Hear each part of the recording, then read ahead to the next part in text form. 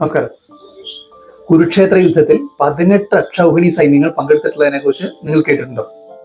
എന്താണ് ഈ അക്ഷൗഹിണി എന്നതിനെ കുറിച്ച് നിങ്ങൾ അറിയും? ഇന്നത്തെ ആധുനിക കാലത്തെ സൈന്യം ബ്രിഗേഡുകളായിട്ടും നിരവധി റെജിമെന്റുകളൊക്കെ ആയിട്ട് തിരിച്ചിട്ടുള്ളതിനെ കുറിച്ചും നിങ്ങൾക്ക് അറിയുള്ളതാണ്.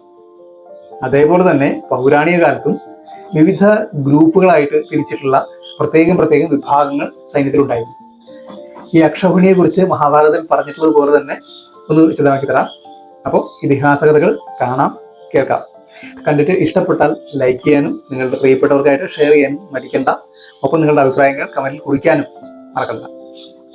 കുരുക്ഷേത്ര യുദ്ധമുഖത്ത് പ്രധാനമായിട്ടുണ്ടായിരുന്ന സേനാമുഖങ്ങൾ എന്ന് പറയുന്നത്, സേനാ വിഭാഗങ്ങൾ എന്ന് പറയുന്നത് പ്രധാനമായിട്ടും കാലാള്, ആനകള്, കുതിരകള്, തേരുകള്, ഇങ്ങനെയായിരുന്നു. വ്യൂഹം ചമയ്ക്കുന്നതിന്, സേന ചമയ്ക്കുന്നതിന്റെ കണക്ക് മഹാഭാരതത്തിൽ പറയുന്നത് ഇങ്ങനെയാണ്: ഒരു തേര്, ഒരു ആന, 3 കുതിരകള്, 5 കാലാള്, ഇത്രയും ചേർന്നതാണ് ഒരു പത്തി എന്ന് പറയുന്നത്.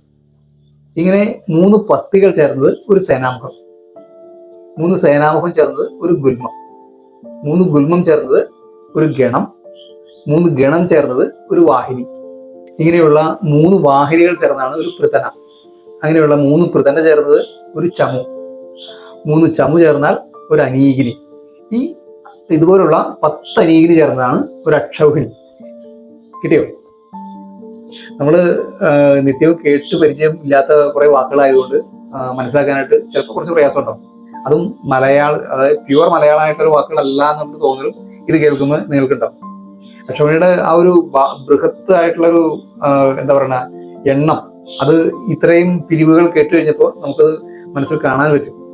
ഒന്ന് സങ്കല്പിച്ച് നോക്കൂ. ആ എണ്ണം ഞാൻ കൃത്യമായിട്ട് പറഞ്ഞുതരാം.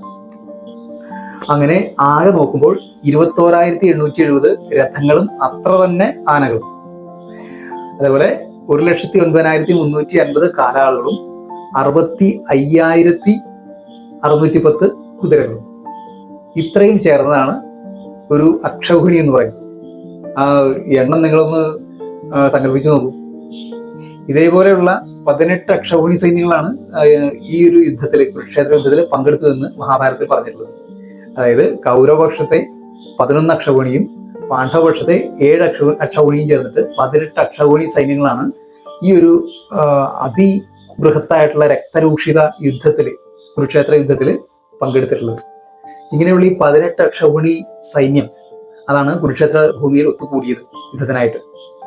ഇത്രയും ബൃഹത്തായ ഒരു സംഖ്യ അവിടെ ഒത്തുകൂടിയത് ആ യുദ്ധഭൂമിയിൽ തന്നെ ഒടുങ്ങിപ്പോയി എന്ന് പറയുമ്പോൾ അവിടെ സംഭവിച്ചിട്ടുള്ള നാശം എത്ര ഭീകരമായിരുന്നു എന്ന് നമുക്ക് ചിന്തിക്കാവുന്നൊരു അപ്പുറത്താണ്. കാരണം അക്ഷൗഹിണി സൈന്യത്തിന്റെ എണ്ണം ഞാനിവിടെ പറഞ്ഞു. അതുപോലെയുള്ള 18 എണ്ണം എന്ന് പറയുമ്പോൾ അത് കൂട്ടിയെടുക്കാൻ തന്നെ ഇത്തിരി പ്രയാസമാണ്. അത് സൗകര്യമായി നിങ്ങളൊന്ന് ആ സംഖ്യ എത്രയായിരുന്നു എന്നൊന്ന് കാൽക്കുലേറ്റ് ചെയ്തിട്ട് ഒന്ന് കമന്റ് ചെയ്തു കേട്ടോ. ആ ഒരു അത്രയും മനുഷ്യര് ആ ഒരു പടയ്ക്ക് അവസാനം ഒടുങ്ങിപ്പോയി എന്ന് പറയുമ്പോൾ എന്തുമാത്രം ഭീകരമായിരിക്കും അല്ലേ? ഒന്ന് ആലോചിച്ച് നോക്കൂ. ഇതിലൂടെ വളരെ പ്രധാനപ്പെട്ട മറ്റൊരു കാര്യം കൂടി പറഞ്ഞുതരാം. ഈ പറയാൻ പോകുന്ന കാര്യം നിങ്ങളെ സംബന്ധിച്ച് ഒരു പുതിയ അറിവാണെങ്കിൽ അത് ദയവായി കമന്റ് ചെയ്യും കേട്ടോ. മഹാഭാരത യുദ്ധം നടന്ന സ്ഥലത്തെ കുറിച്ചിട്ടാണ്, സമന്തപഞ്ചകം എന്ന ഇടത്ത് വെച്ചിട്ടാണ് കുരുക്ഷേത്ര യുദ്ധം നടന്നതായിട്ട് പറയുന്നത്. രക്തക്കയങ്ങളുടെ സമീപത്തുള്ള പുണ്യസ്ഥലം ആയിട്ടാണ് ഈ സമന്തപഞ്ചകം അറിയപ്പെടുന്നത്. ഇതിനെക്കുറിച്ചും ഐതിഹ്യ കഥകളുണ്ട്, അതും പറഞ്ഞുതരാം. ആധുനിക ഭാരതത്തിലെ ഹരിയാനയിലാണ് ഈ കുരുക്ഷേത്രം എന്നുള്ള സ്ഥലം നിലവിൽ സ്ഥിതി ചെയ്യുന്നത്. ഡൽഹിയിൽ നിന്നും ഏതാണ്ട് 170 കിലോമീറ്റർ യാത്ര ചെയ്തിട്ടുണ്ടെങ്കിൽ നമുക്ക് ആ സ്ഥലത്ത് എത്താനും പറ്റും. അവിടെ മഹാഭാരതത്തിലെ പ്രധാന സംഭവങ്ങൾ നടന്നു എന്ന് പറയുന്ന സ്ഥലങ്ങളെല്ലാം തന്നെ വളരെ ഭംഗിയായിട്ട് സംരക്ഷിക്കപ്പെട്ടിട്ടുണ്ട്. ഈ ഇമേജിലുള്ളത് ബ്രഹ്മസരോവരമാണ്.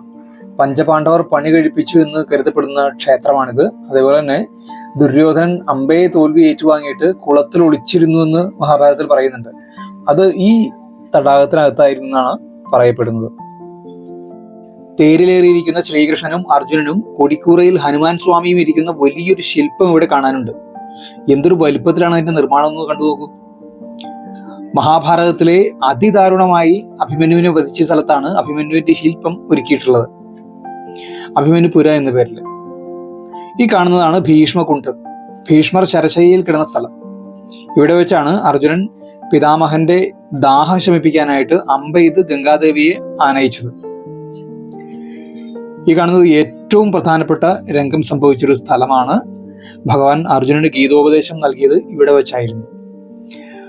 അത്രയ്ക്ക് പവിത്രമായിട്ടാണ് ഇവിടെ ഈ ഒരു അരയാൽ വൃക്ഷവും അതിൻ്റെ ചുറ്റുപാടുകളും സംരക്ഷിക്കപ്പെട്ടിട്ടുള്ളത്. സമന്ത പഞ്ചകത്തിന്റെ ഉത്ഭവം പറയുന്നത് അവതാര പുരുഷനായിട്ടുള്ള ഭാർഗവരാമനോട് ബന്ധപ്പെട്ടിട്ടാണ്. തൻ്റെ അച്ഛനെ കൊന്ന കാർത്തികവീരനോടുള്ള കോപം നിമിത്തം അദ്ദേഹം ക്ഷത്രിയരെ ആക്രമിച്ചു. അത് 1-2 പ്രാവശ്യമൊന്നുമല്ല, തുടർച്ചയായിട്ട് 21 വട്ടം ആക്രമിച്ചിട്ട് ക്ഷത്രിയ വംശം തന്നെ അദ്ദേഹം ഉന്മൂലനം ചെയ്തു. അങ്ങനെ ക്ഷത്രിയ വംശത്തെ മുടിച്ചിട്ട് അദ്ദേഹം 5 രക്തക്കയം തീർത്തു എന്ന് പറയുന്നു. അതിക്രോധത്തോടെ പരശുരാമൻ ഈ രക്തം കൊണ്ട് പിതൃക്കൾക്ക് തർപ്പണം നടത്തി എന്നാണ് പറഞ്ഞിട്ടുള്ളത്.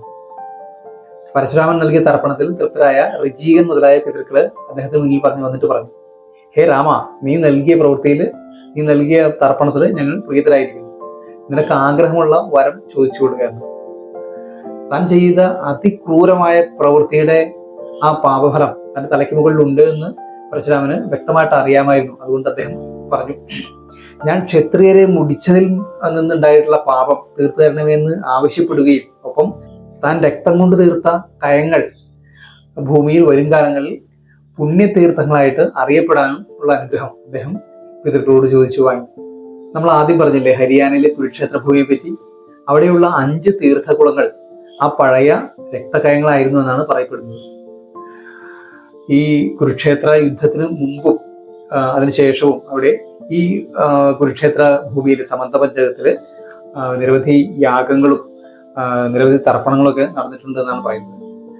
അപ്പോൾ ഈ യുദ്ധത്തില് വീരമൃത്യു വരിച്ച ഭടന്മാർക്ക് വേണ്ടിയിട്ടുള്ള തർപ്പണങ്ങളൊക്കെ നടത്തിയത് മൂലം ഒരു യുദ്ധഭൂമി എന്നതിനേക്കാൾ ഉപരി സമന്ത പഞ്ചകത്തിന് ഒരു ആത്മശാന്തി ലഭിക്കുന്ന ഇടം, ആത്മശാന്തി നൽകുന്ന ഒരിടം എന്നൊരു പരിവേഷമാണ് ശരിക്കും ഉള്ളത്.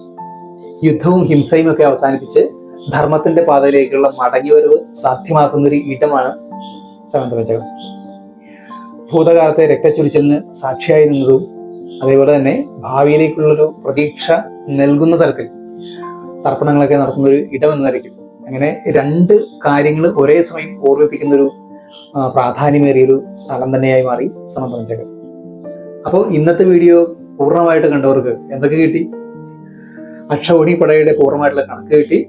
അതേപോലെ കുരുക്ഷേത്ര യുദ്ധം നടന്ന ആ ഒരു സ്ഥലം, അതിന്റെ പൗരാണിക പ്രാധാന്യവും ഇന്നത്തെ ഭാരതത്തിൽ അത് ഏത് വിധത്തിലാണ് സംരക്ഷിക്കപ്പെട്ടിട്ടുള്ളത് എന്നതിനെ കുറിച്ചൊക്കെ ഒരു അത്യാവശ്യം ബേസിക് ആയിട്ട് മനസ്സിലാകുന്ന വിധത്തിൽ പറഞ്ഞു തരാനായിട്ട് ശ്രമിച്ചിട്ടുണ്ട്. ഞാൻ ഈ വീഡിയോയിലൂടെ പറഞ്ഞ കാര്യങ്ങൾ നിങ്ങൾക്കൊരു പുതിയ അറിവായിരുന്നെങ്കിൽ, അതല്ല ഇതിൽ കൂടുതൽ നിങ്ങൾക്ക് അറിയുമെങ്കിൽ, എന്തായാലും പ്രശ്നമില്ല, എന്ത് തന്നെയായിരുന്നു നിങ്ങളുടെ അഭിപ്രായങ്ങളൊന്ന് വ്യക്തമായിട്ട് കമന്റിൽ കുറിക്കാൻ മടിക്കണ്ട. ഓക്കെ.